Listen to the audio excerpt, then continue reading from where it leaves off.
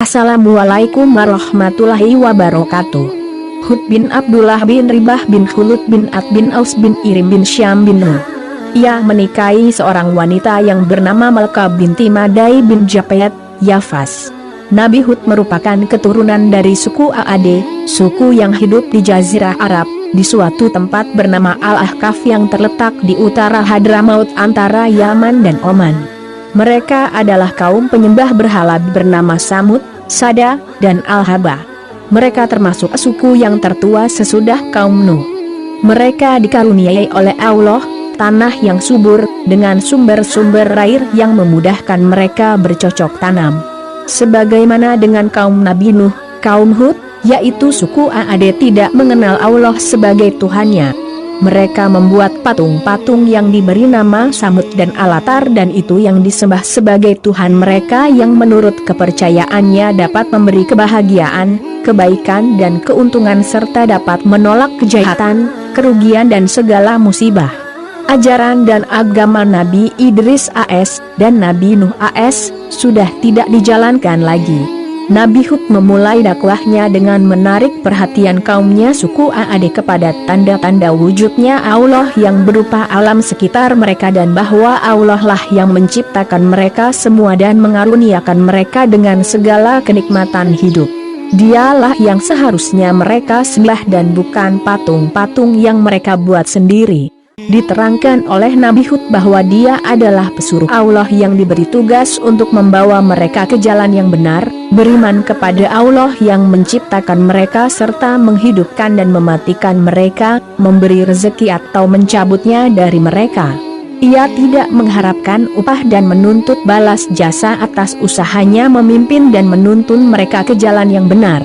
Ia hanya menjalankan perintah Allah dan memperingatkan mereka bahwa jika mereka tetap menutup telinga dan mata mereka, mengingatkan perihal kaum Nabi Nuh yang ditimpa azab Allah serta meminta mereka untuk berhenti dari menyembah berhala.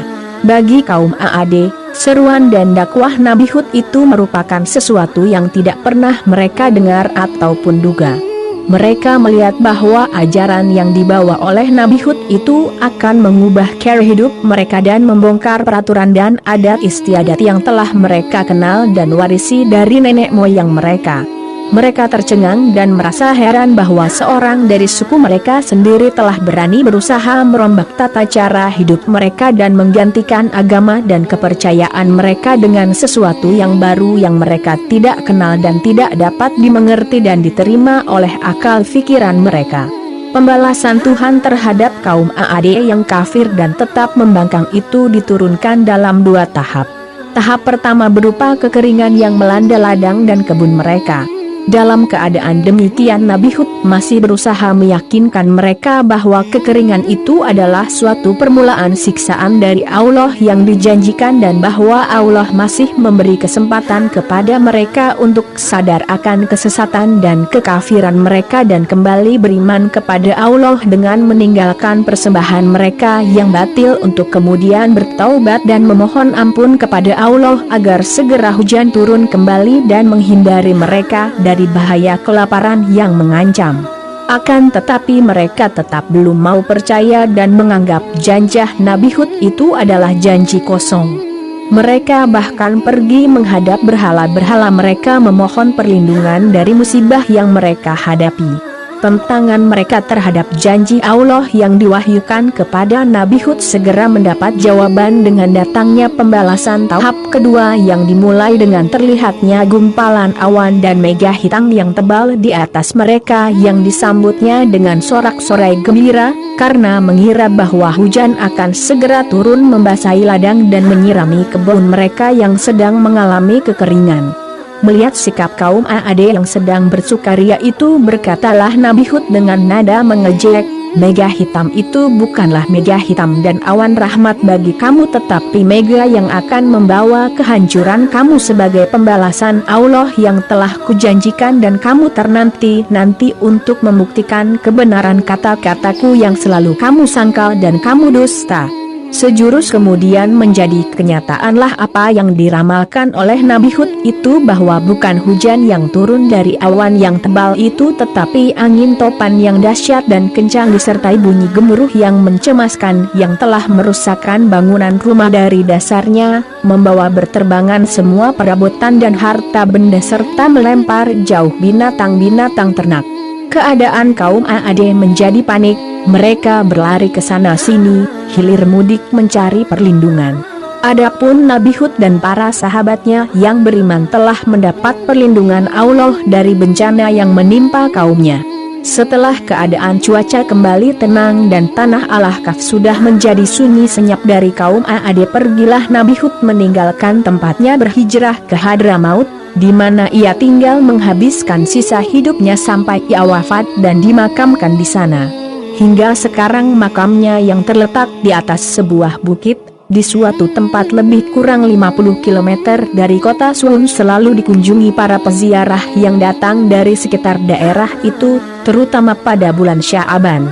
Kisah Nabi Hud diceritakan dalam 68 ayat dari 10 surah yang diantaranya adalah surat Hud, ayat 50 hingga 60. Dan kepada kaum Ad, kami utus saudara mereka, Hud. Ia berkata, hai kaumku, sembahlah Allah, sekali-kali tidak ada bagimu Tuhan selain Dia.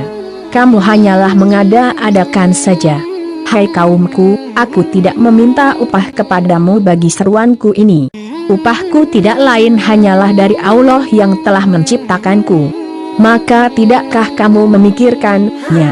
Dan dia berkata, hai kaumku, mohonlah ampun kepada Tuhanmu lalu bertobatlah kepadanya, niscaya Dia menurunkan hujan yang sangat deras atasmu, dan Dia akan menambahkan kekuatan kepada kekuatanmu, dan janganlah kamu berpaling dengan berbuat dosa.